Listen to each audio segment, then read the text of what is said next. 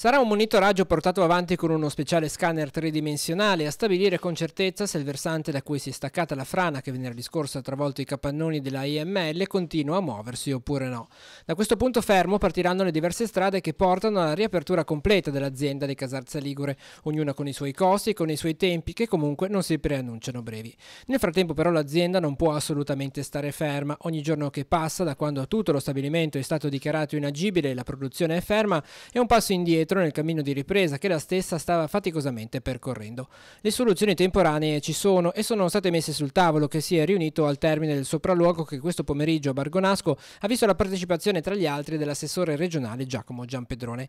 L'area dell'azienda colpita dal crollo è centrale nel processo produttivo. Qui si trova anche l'impianto antincendio a servizio di tutto il capannone.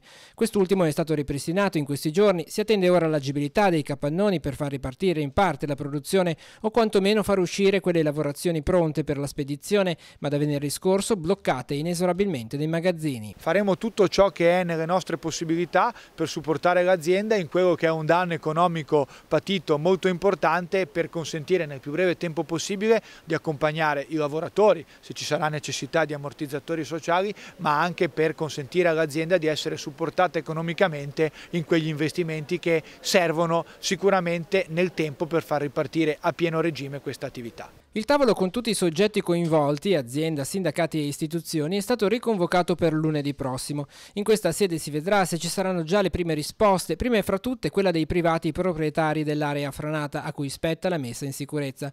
La Regione ha messo a disposizione i suoi uffici anche nei confronti di questi. Nel caso non ci fosse collaborazione, la strada da percorrere per velocizzare i tempi è quella della sostituzione in danno, ovvero è il comune di Casarza che effettuerà i lavori per poi rivalersi sui privati. Anche in questo caso ovviamente Regione Liguria c'è, non tanto con capacità di investimento, ripeto, perché partiamo di un fronte privato su cui Regione non può fare stanziamenti di capitoli di bilancio, ma per aiutare il comune ad esempio in questo intervento in danno.